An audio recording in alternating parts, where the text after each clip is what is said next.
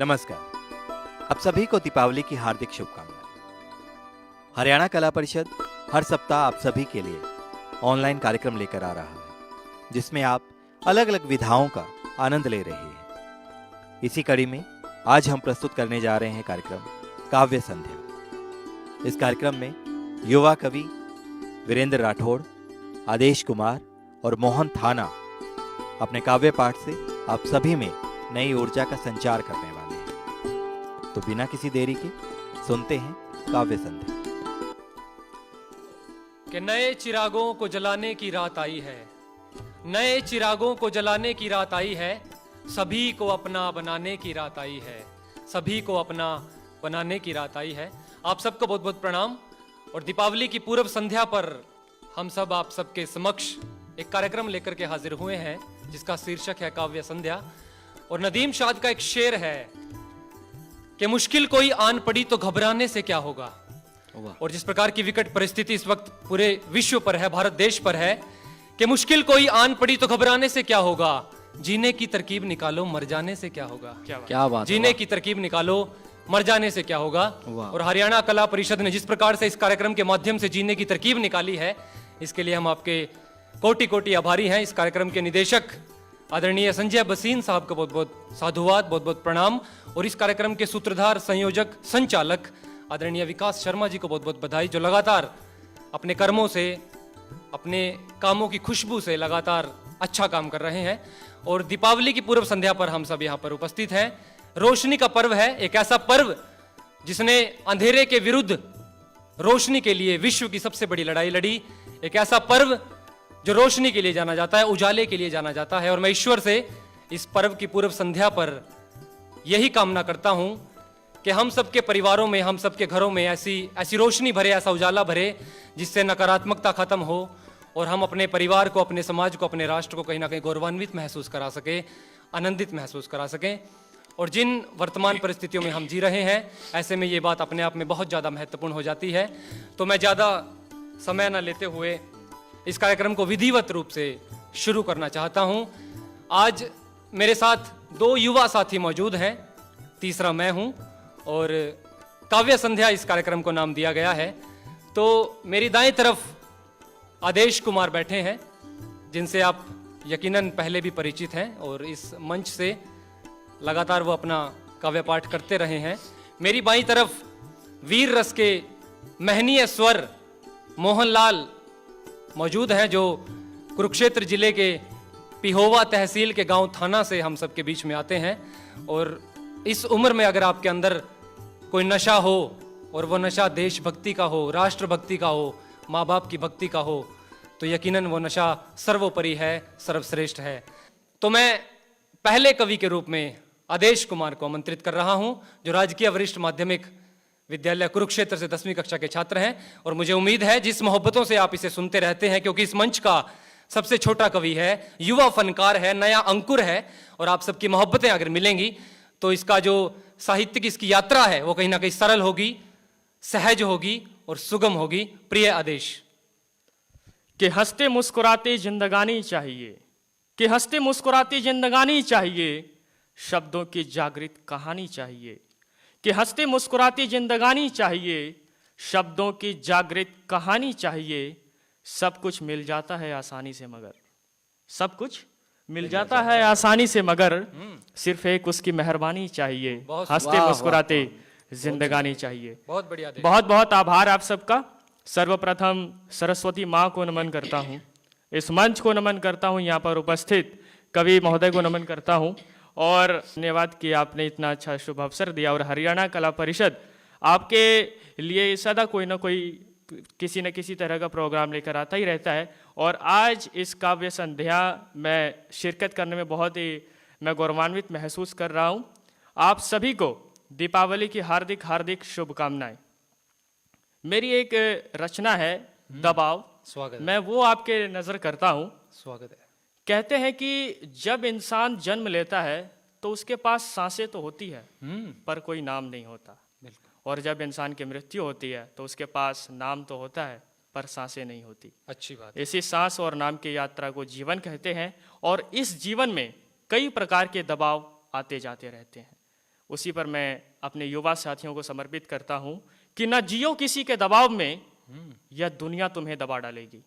अच्छा है। न जियो किसी के दबाव में, यह दुनिया तुम्हें दबा डालेगी। तुम जियो अपने आदत से, ये आदत तुम्हें कुछ बना डालेगी। भाई क्या बहुत बात बढ़िया, है, बहुत बहुत वह जिंदगी, अब मैं उस जिंदगी की बात करता हूं।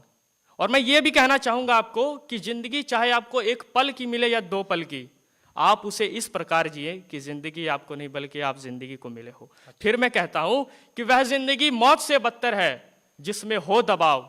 जिंदगी तो वो है जिसमें हो अपना स्वभाव।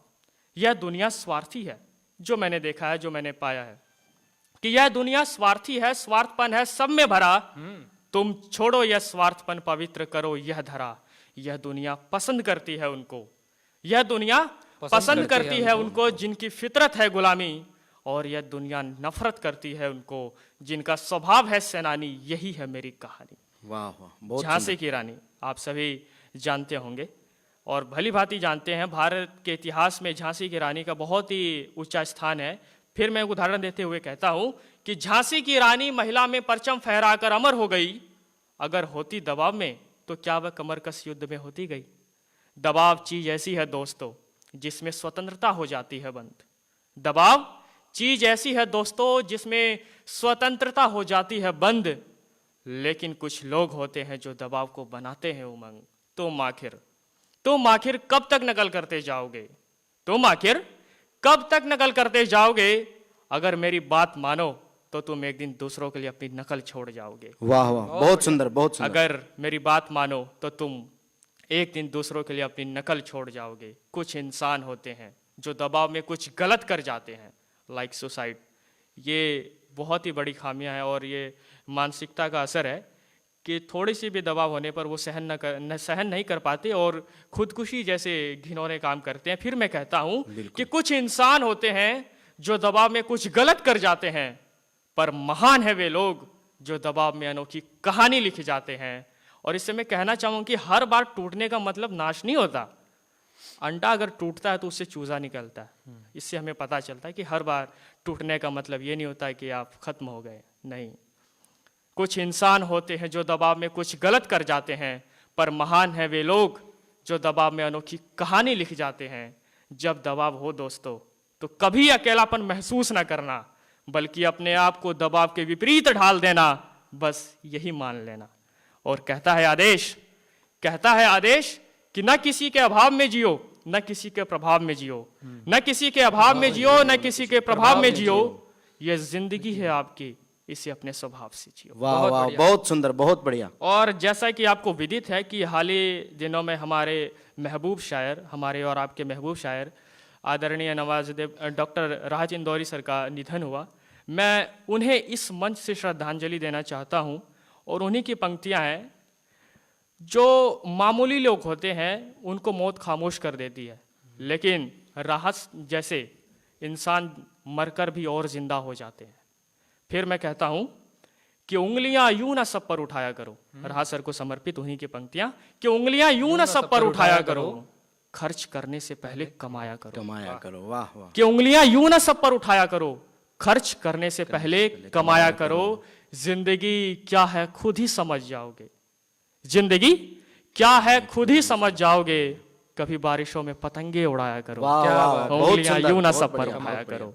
और ये भी कि लोग हर मोड़ पे रुक रुक के चलते क्यों हैं? लोग हर मोड़ पे रुक रुक के चलते क्यों हैं? अगर इतना डरते हैं तो फिर घर से निकलते क्यों हैं? बहुत बढ़िया। लोग हर मोड़ पे रुक रुक के चलते क्यों हैं? इतना डरते हैं तो फिर घर से निकलते क्यों हैं? जवानी होती है संभलने के लिए, जवानी होती है संभलने के लिए। लोग इसी मोड़ पे आकर फिसलते क्यों हैं? इतना डरते हैं तो घर से निकलते क्यों हैं? और अंत में मैं यही कहना चाहूंगा कि हम अपनी जान के दुश्मन को जान कहते हैं। हम अपनी जान के दुश्मन को जान कहते हैं। यहाँ के इस मोहब्बत भरी मिट्टी को हिंदुस्तान कहते हैं। आप सभी का बहुत बहुत धन्यवाद, शुक्रिया, जय हिंद, दीपावली की हार्दिक शुभकामनाएं। बहुत सुंदर आदेश और बहुत शुक्रिया आपका। आपकी कविता दबाव यकीनन दूर तक पहुँचे, उसका अर्थ जो है, जिस अर्थ को लिए हुए आपकी कविता है, मोटिवेशनल आपकी कविता है, काफ़ी दूर तक पहुँचे, ये ईश्वर से हमारी गुजारिश है। और आखिर में आपने जो राहत इंदौरी साहब को ट्रिब्यूट दिया वो अपने आप में काफ़ी काबिल तारीफ़ है कि आप इस उम्र में उर्दू के इतने महनीय शायर को सुनते हैं, तो काफ़ी अच्छा आप शिक्षा और काफ़ी अच्छी आप दीक्षा यकीनन ग्रहण कर रहे हैं। और जैसा कि मैंने बताया कि बिहार से, मूल रूप से बिहार से आते हैं, और बिहार जैसे कि हमारा पिछड़ा हुआ कहीं ना कहीं एक राज्य है, हमेशा से हम सुनते आते हैं, लेकिन उसके बाद अगर वहाँ से इस प्रकार से कोई बच्चा निकलता है तो अपने आप में काफ़ी ज़्यादा संभावनाएं बन जाती हैं। तो जब आदेश काव्य पाठ कर रहा था तो मेरी जहन में रिहाना रूही का एक शेर गर्दिश कर रहा था, और मैं मोहब्बतों के रूप में, परिमार्जन के रूप में आदेश को समर्पित करता हूं कि इतनी ताखीर से मत मिल, ताखीर मतलब देरी से, कि इतनी ताखीर से मत मिल कि मुझे सब्र आ जाए, कि इतनी ताखीर से मत मिल कि मुझे सब्र आ जाए, और फिर हम ही तुझसे नजर चुराने लग जाएं, और फिर हम ही तुझसे नजर बहुत सुंदर, चुराने लग जाएं। और आदेश के व्यक्तित्व पर आदेश की परिभाषा करता ये शेर मैंने इनको नवाजा, और बड़ा अच्छा आप सुन रहे हैं और बड़ी खुशी हो रही है। और इस प्रकार के आयोजन अगर लगातार होते रहेंगे तो हम जैसे नए बच्चों को कहीं ना कहीं हौसला मिलेगा और समाज में कुछ अच्छा जाएगा हमारे माध्यम से, क्योंकि युवा विचारधारा का कहीं ना कहीं समाज में होना बड़ा ज़रूरी है। और आज के समय में एक भागदौड़ बड़ी ज़िंदगी में, जद्दोजहद भरी ज़िंदगी में कहीं ना कहीं विचार दब से गए हैं। तो मैं इसी श्रेणी में, जैसा कि मैंने बताया था कि हमारे बीच एक युवा हस्ताक्षर, युवा वीर रस का युवा हस्ताक्षर मौजूद है, और इनकी रगों में खून कम दौड़ता है, हिंदुस्तान ज़्यादा दौड़ता है, और मैं बड़े फ़क्र से इनको आवाज़ दे रहा हूं, और उम्मीद है कि आप सबको पसंद आएंगे। प्रिय मोहन। सर्वप्रथम इस मंच को प्रणाम करता हूं, धन्यवाद करता हूं हरियाणा कला परिषद को, उनके सभी अधिकारियों को, आदरणीय विकास सर को, और मैं धन्यवाद करता हूं मेरे बड़े भाई, बहुत ही अच्छे आशु कवि हैं, बहुत ही अच्छे इतिहास के पढ़ने वाले हैं, बहुत ही अच्छे कवि हैं वीरेंद्र जी, मैं इनका धन्यवाद करता हूं। मेरे छोटे भाई जिन्होंने अभी काव्य पाठ किया, इनका भी बहुत बहुत धन्यवाद करता हूं। तो मेरे बारे में जो इतना सब कुछ कहा गया वो इतना नहीं है, लेकिन जो मैं अपने हृदय से अपनी वेदनाएं हैं, संवेदनाएं हैं, उसको आपके बीच में प्रकट करने का प्रयास करता हूं। स्वागत है। भगवान श्री राम को नमन करता हूं, क्योंकि भगवान श्री राम के ही पावन अवसर पर, दीपावली के पावन अवसर से पहले पूर्व संध्या पर यह कार्यक्रम है। मैं सभी को प्रणाम करता हूं। भगवान श्री राम के चरणों में दो पंक्तियां प्रस्तुत करता हूं कि श्री रामचंद्र कृपालु भजुमन भरण हव भय दारुणम, श्री रामचंद्र कृपालु भजुमन हरण भव भय दारुणम, नव कंज लोचन कंज मुख कर कंज पद कंजारुणम। भगवान श्री राम के चरणों में प्रणाम करता हूं, उनसे आशीर्वाद मांगता हूं कि मुझे शक्ति दे। भगवान श्री राम की मैं इस देश के लिए, अपने हरियाणा के लिए, अपने कुरुक्षेत्र के लिए, मातृभूमि के लिए सदा सर्वदा अपने हृदय की वेदनाओं को गाता रहूं। तो दोस्तों, मैं अपनी पंक्तियों को प्रस्तुत करता हूं, उन शहीदों के चरणों में प्रस्तुत करते हैं कि जो देश की रक्षा में कुर्बान हो जाते हैं, उन शहीदों को याद करेंगे। वीरेंद्र जी, आपके चरणों में रखता हूं, मेरे बड़े भाई हैं, कि जो देश की रक्षा में कुर्बान हो जाते हैं, जो मौत से लड़कर दुश्मन को मिटा जाते हैं, उनकी शहादत पर जब नीचे झुकते हैं हम, तभी शहीदों पर नमन के शब्द लिखे जाते हैं, तभी शहीदों पर नमन के शब्द लिखे जाते हैं कि मेरी अर्थी पर मेरा नाम लिख देना। क्या कहता है वो सैनिक शहीद होने से पहले? अपने दोस्तों को कहता है, उस मातृभूमि को कहता है, मेरी अर्थी पर मेरा नाम लिख देना, जो देश के लिए किया वो काम लिख देना, मेरे पिता से कहना तुम रोना नहीं, मैं फिर आऊंगा मां को पैगाम लिख देना, मैं फिर आऊंगा मां को पैगाम लिख देना, मैं फिर आऊंगा मां को पैगाम लिख देना। उन शहीदों के जो हृदय में वेदनाएं रहती हैं इस देश के प्रति, लेकिन कुछ गद्दार हैं जो देश विरोध करते रहते हैं, उन सभी को भी मैं बताना चाहूंगा अपने शब्दों के माध्यम से। लेकिन उन शहीदों को ही प्रणाम करेंगे कि सोने हो या अंगारे हो बुझने मत देना। वो सैनिक तो चले जाते हैं वीरेंद्र जी, लेकिन अपना कर्तव्य क्या है, हम युवाओं का, अपने भारतवासियों का कर्तव्य क्या है, उसको प्रस्तुत करता हूं कि सोने हो या अंगारे हो उन्हें बुझने मत देना, मेरे भारत का तिरंगा कभी झुकने मत देना, और सोने की सफलता के लिए बढ़ाए हैं जो कदम, उन बढ़ते कदमों को कभी रुकने मत देना, उन बढ़ते कदमों को कभी रुकने मत देना, उन बढ़ते कदमों को कभी रुकने मत देना, उन बढ़ते कदमों को कभी रुकने मत देना। एक छोटी सी मेरी कविता है, धारा 370 वीरेंद्र जी पिछले स्वागत है टूटी, तो धारा 370 का कईयों ने विरोध भी किया, लेकिन पूरे देश ने स्वागत किया, पूरे भारतवर्ष ने स्वागत किया। कुछ लोग हैं वो होते रहते हैं ऐसे ही। एक बार अपने बहुत ही बड़े कवि हैं भारत के, शंभू शेखर जी, वो कहते हैं कि ना मैं कांग्रेस का आदमी हूं ना मैं बीजेपी का आदमी हूं, खैर आदमी तो मैं मायावती का भी नहीं हूं। तो उनकी बहुत अच्छी पंक्तियां हैं। तो ऐसे ही कुछ लोग हैं जो देश विरोध करते रहते हैं, लेकिन उनकी तरफ अपने को ध्यान नहीं देना है तो देशभक्तों की ओर ध्यान देना है। 370 हटी, अपने कितने वीरों ने कुर्बानी दी उस 370 से पहले कश्मीर के लिए, अपने भारत के लिए, उन सभी के बीच में छोटी सी मेरी कविता है, उसको प्रस्तुत करता हूं। स्वागत है मोहन जी। उस पाकिस्तान को बताना चाहता हूं कि पाकिस्तान के मुंह पे चाटा मारा इतने जोर से, पाकिस्तान के मुंह पे चाटा मारा इतने जोर से, पूरी दुनिया हिल गई उस चांटे के शोर से, पूरी दुनिया हिल गई उस चांटे के शोर से, पूरी दुनिया हिल गई उस चांटे के शोर से।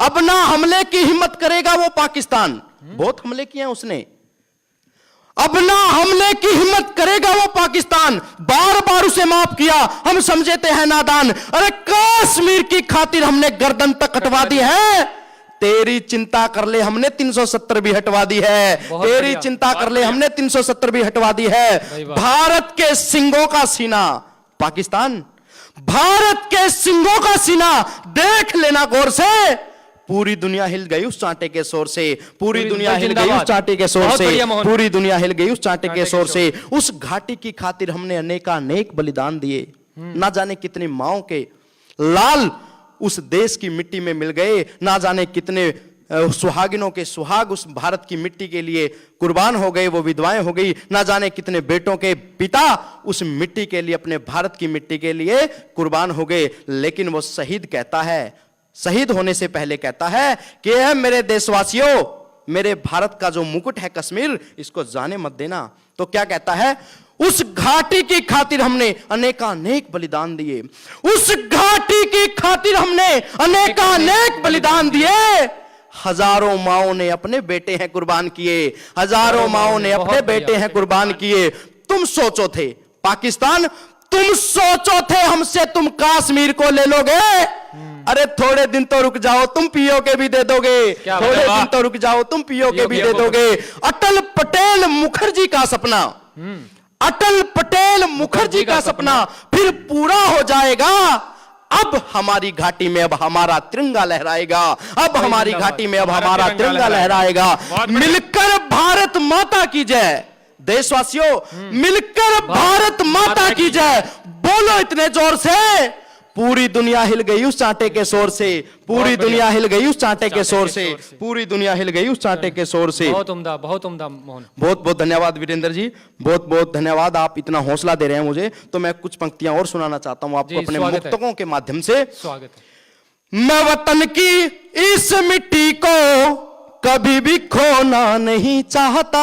क्या बात है, क्या कहता है वो सैनिक, शहीद हो रहा है, थोड़ी देर में मृत्यु उसका इंतजार कर रही है, लेकिन फिर भी क्या कहता है, मैं इस देश की मिट्टी को छोड़ना नहीं चाहता, आपके बीच में समर्पित करता हूं।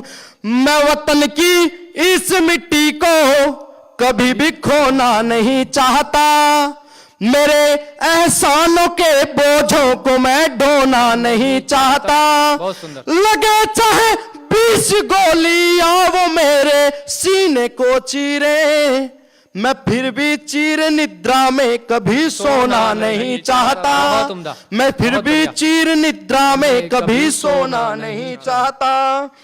मैं अपने देश की मिट्टी कभी ना छोड़ पाऊंगा।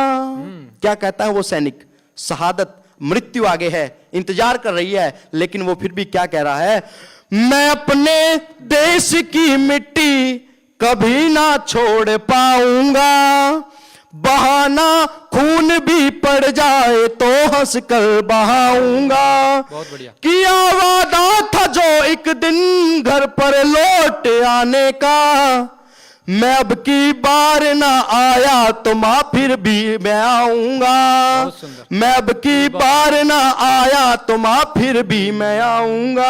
भाई बहुत बढ़िया। अपने देश की मिट्टी को छोड़े जा रहा हूं मैं।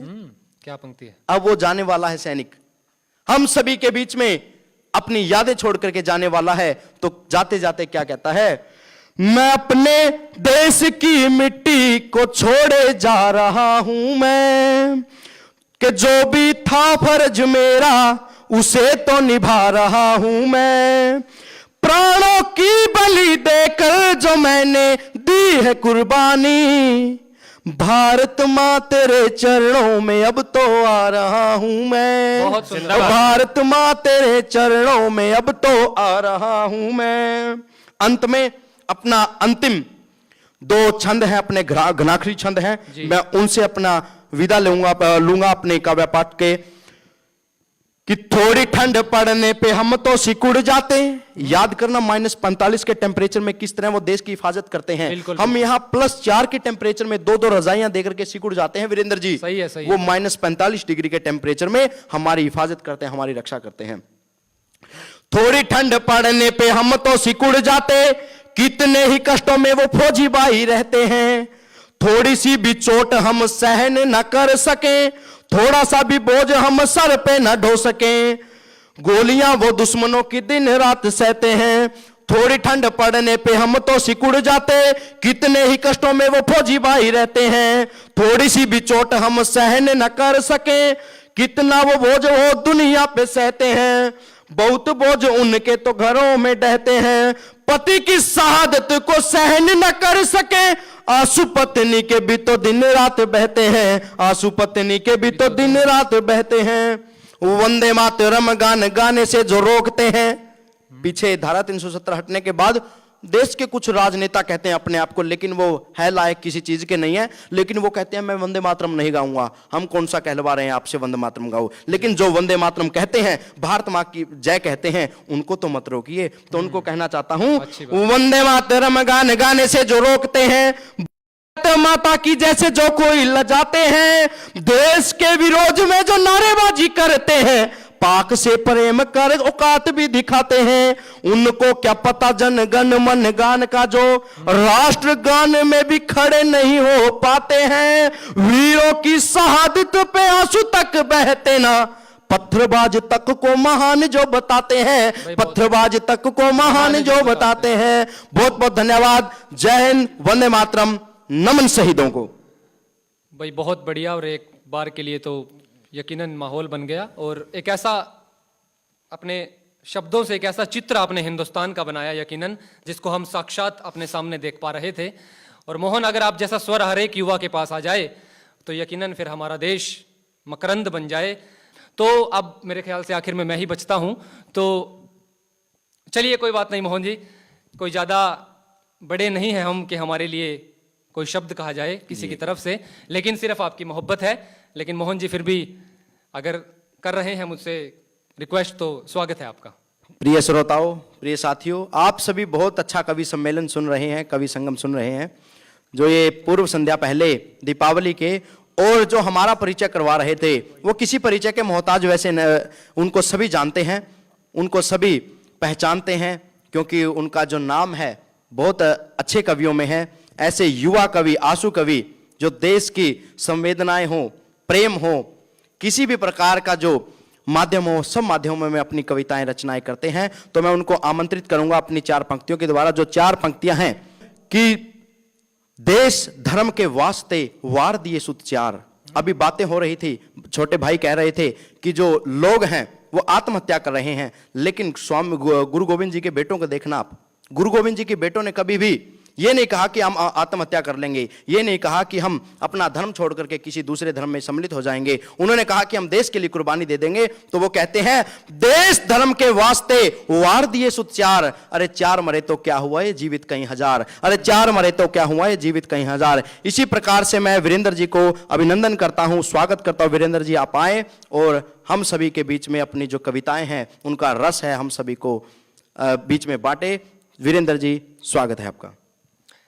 बहुत शुक्रिया मोहन जी। और 4 अगर वार दिए तो अभी हैं हजार, और इन हजारों में यकीनन हम सब की बात हो रही है। और हम सब अपनी इस जिंदगी के माध्यम से जो नियति ने हम सब के लिए निर्धारित की है, अगर इसको अच्छे तरीके से गुजारेंगे, देश के लिए गुजारेंगे। देखिए, ये कितनी अच्छी बात है कि उसकी सूरत अच्छी है, ये कितनी अच्छी बात है कि वो जिम जाता है, उसकी पर्सनैलिटी अच्छी है, और ये कितनी अच्छी बात है कि वो 250-300 रुपए का परफ्यूम यूज करता है। लेकिन ये तो कितनी थी भद्दी बात है कि वो अपने उसी मुख से, उसी सूरत से हिंदुस्तान के लिए एक शब्द भी नहीं कह पाता, ये तो कितनी घटिया सी बात होगी ना। तो उसकी वो पर्सनैलिटी, उसकी वो जिम जाना, उसका परफ्यूम गिरना कहीं ना कहीं बेकार साबित हो जाता है। तो इसी सकारात्मकता की बात करूं, ऐसी मोटिवेशनल बात आप सबके समक्ष करूं, क्योंकि कविताएं तो अक्सर हम सुनाते ही रहते हैं, लेकिन मेरा एक आज ये मन भी है कि इस कार्यक्रम के माध्यम से, जहां कैमरे के समक्ष हम बोल रहे हैं और आप सभी सुन रहे हैं, तो एक अच्छा संदेश भी जाए कि कल को हम पे ये इल्जाम ना आए कि 3 युवा साथी मंच पर थे और वो शायद कोई बात ना कर पाए, ऐसा इल्जाम हम पर ना आए। देखिए, बड़ा कौन होता है दरअसल?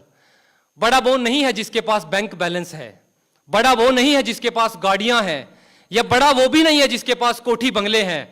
बड़ा वो है जिससे मिलकर के आपको छोटा महसूस ना हो। सही मायने में बड़ा वो है जिससे मिलकर के आपको छोटा महसूस ना हो। और अंग्रेजी में कहते हैं कि handsome is that handsome does, अर्थात अच्छा वही है जो अच्छे कार्य करता है, सुंदर वही है जो सुंदर कार्य करते हैं। और हमारे लिए तो अच्छे आप सब लोग हैं जो समय निकाल करके हम सबको सुन रहे हैं, और अच्छे वो लोग हैं जिन्होंने हमें इस मंच पर मौका दिया है, और अच्छे बहुत से लोग हैं इस समाज में जो अपने कार्यों से, अपने कार्यों की खुशबू से लगातार समाज को सराबोर किए हुए हैं। और उन अच्छे लोगों की वजह से ही दरअसल हिंदुस्तान है।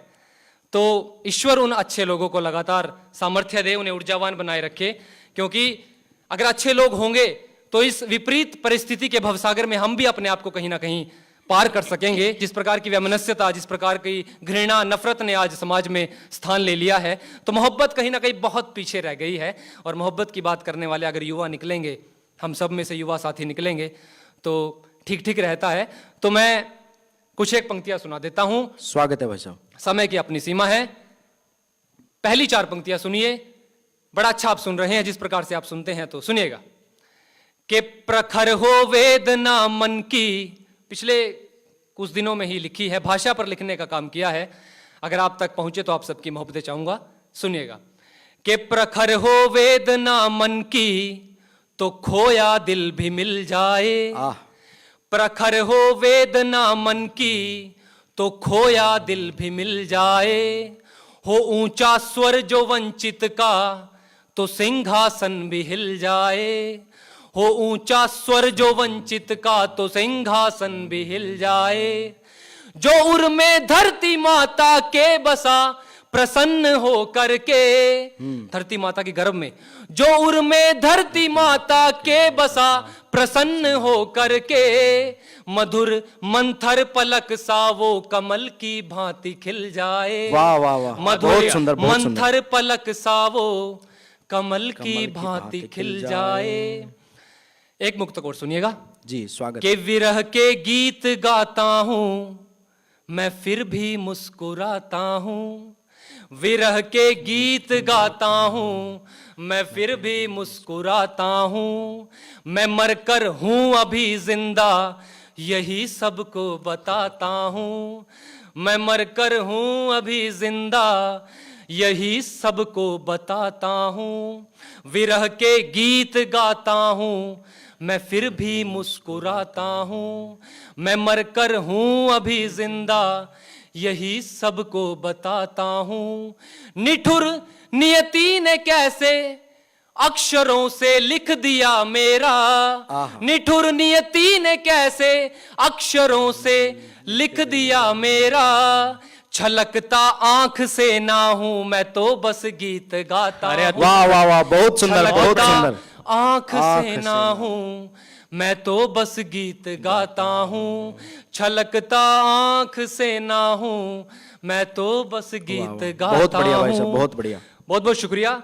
और देखिए, कोरोना के इस समय में जहां हम लगातार विकट परिस्थितियों से घिरे हुए हैं, एक ऐसी महामारी जिसमें ना सिर्फ हमारा देश बल्कि पूरा विश्व जिसकी चपेट में है, ऐसे समय में सकारात्मकता रखनी बड़ी ज़रूरी है। और अगर किसी समाज पे, किसी परिवार पे अगर कोई दिक्कत आए तो वो तभी जीवित रह सकते हैं अगर उनके अंदर पॉजिटिविटी है, उनके अंदर कोई ऐसे विचार हैं, उनके पास कोई ऐसे विचार हैं जिनसे वो अपना मनोबल ऊंचा कर सके, अपने बच्चों का मनोबल ऊंचा कर सके। तो ये बात हमारे राष्ट्र पर भी पूरी लागू होती है। और कोरोना जैसी महामारी जिसमें पूरा देश, पूरा विश्व कहीं ना कहीं एक हिसाब से जमीन पर आ गया है, और पूरे विश्व का इस प्रकार से रुक जाना कहीं ना कहीं दुख का विषय है। और प्रशासन हमारे देश की एक ऐसी महत्वपूर्ण संस्था जिन्होंने अग्रणी भूमिका निभाई है इस देश को इस बीमारी के समय में, और महाराष्ट्र और दिल्ली जैसे बड़े बड़े शहर, बड़े बड़े राज्य जहां हजारों की संख्या में पुलिसकर्मियों ने अपना जीवन कहीं ना कहीं दे दिया है, तो हमेशा से पुलिस वालों पे इल्जाम लगता रहता है कि पुलिस वाले अपने काम को लेकर के उतने सतर्क नहीं है, उतने मुस्तैद नहीं है। लेकिन पुलिस वाले तो पहले भी थे, लेकिन पहले क्या था कि ये बीमारी तो थी नहीं। पहले हम सड़कों पे थे, जाम होता था, भीड़ भाड़ होती थी, उस भीड़ भाड़ में हमें पुलिस वाले दिखते नहीं थे। अब क्या हो गया, अब लॉकडाउन है, हम सब अपने घरों में हैं और पुलिस वाले ड्यूटी कर रहे हैं सड़कों पर, तो हमें पुलिस वाले दिख रहे हैं। इसलिए हम सोच रहे हैं कि पुलिस वाले पिछले 6 महीनों में ज्यादा रेखांकित हुए हैं, ज्यादा अखबारों में उनका नाम आया है, लेकिन ऐसा नहीं है। पुलिस वाले तो हमेशा से देश के लिए अग्रणी भूमिका में रहे हैं। तो मैं वो कविता उन सभी पुलिस वालों के चरणों पर रख रहा हूं जो देश के लिए कुर्बान हो गए, देश की सेवा करते करते कोविड-19 के चलते शिकार हो गए। क्योंकि परिवार तो उनका भी था यार, बच्चे तो उनके भी थे, लेकिन वो सब हमारी ही सुरक्षा के लिए तो खड़े थे। तो उन सब का दर्द अगर हम नहीं समझेंगे तो यकीनन कौन समझेगा। तो वो एक कविता मैं पुलिस वालों के चरणों में समर्पित कर रहा हूं, अगर आप तक पहुंचेगी तो सुनिएगा। वर्दियां इसका शीर्षक मैंने दिया है, सुनिएगा। कि वर्दियां तो वर्दियां हैं, वर्दियों से रोशनी। तरन्नुम में सुना रहा हूं जैसा कि मेरी खासियत है। क्या बात है। वर्दियां तो वर्दियां हैं, वर्दियों से रोशनी। वर्दियां अगर ना हो तो फिर दिक्कतें हैं दो। और सचमुच अगर ये लोग ना हो तो फिर दिक्कतें कहीं गुना है। सुनिएगा। वर्दियां तो वर्दियां हैं, वर्दियों से रोशनी। वर्दियां अगर ना हो तो फिर दिक्कतें हैं दो गुनी। पहला बंद सुनिएगा। वर्दियां निष्ठा भी है समर्पण भाव भी। वर्दियां निष्ठा भी है समर्पण भाव भी। वर्दियां सोई नहीं है, दिन हो या हो रात भी। वर्दियां सोई नहीं है, दिन हो या हो रात भी। वर्दियां संकल्प भी हैं, वर्दियां संकल्प भी हैं। वर्दियां सद्भाव भी। वर्दियां तो वर्दियां हैं, वर्दियों से रोशनी।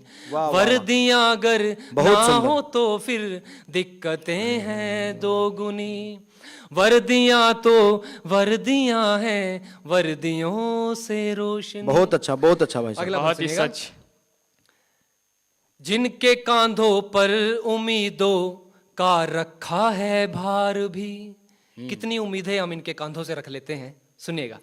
जिनके कांधों पर उम्मीदों का रखा है भार भी। वे कभी उलझे नहीं है सभी स्वीकार भी। सुनिएगा।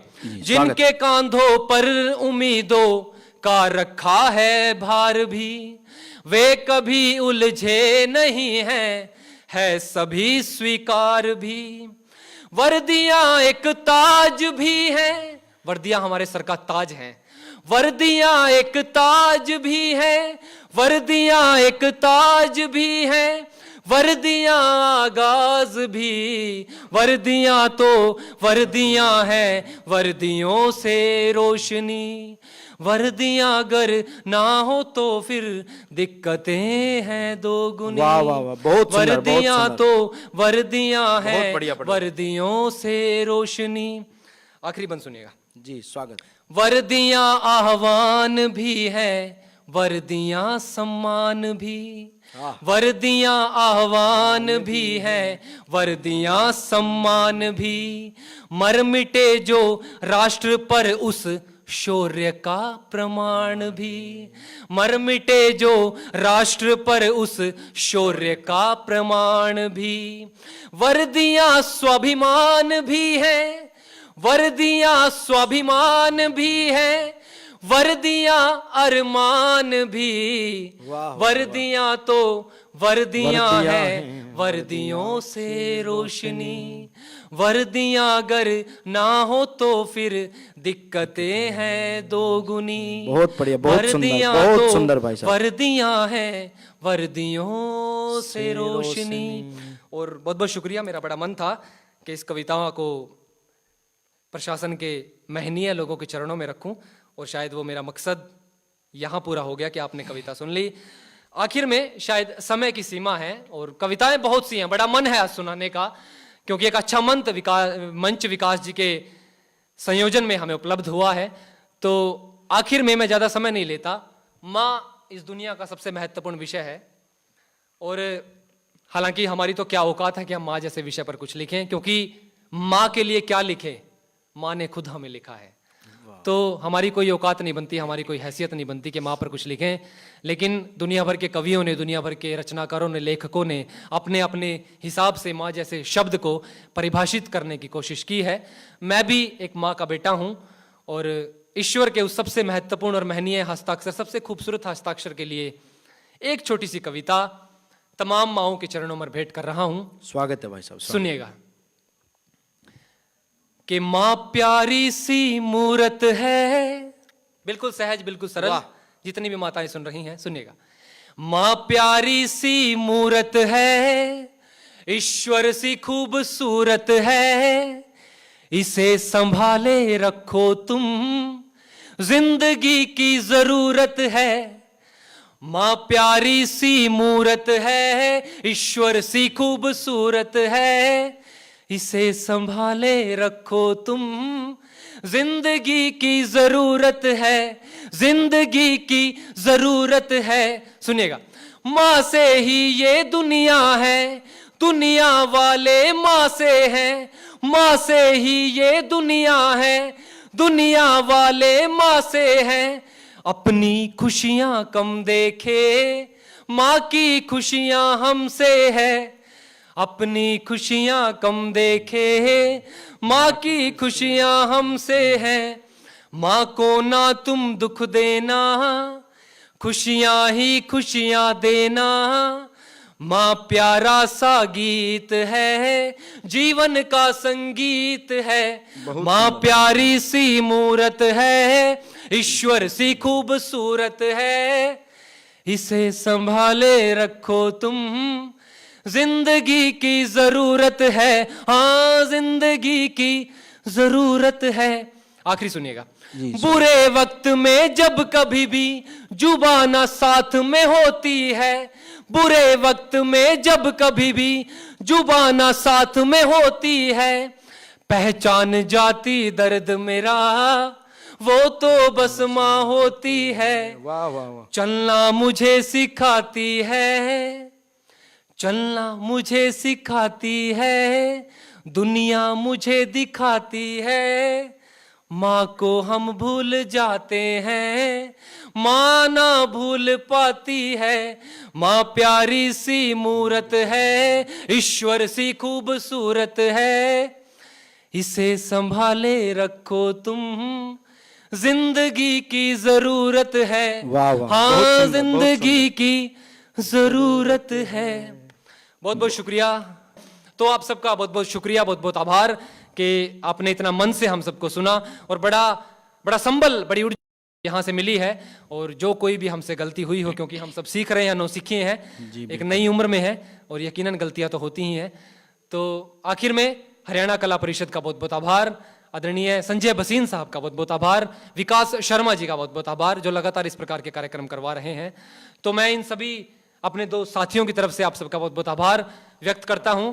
बहुत बहुत शुक्रिया, बहुत बहुत धन्यवाद। जय हिंद, जय भारत। बहुत बहुत आभार। तो ये थे हमारे युवा कवि जो अपनी काव्य रचनाओं से आप सभी को आनंदित कर रहे थे। पुनः दीपावली की हार्दिक शुभकामनाएं। नमस्कार।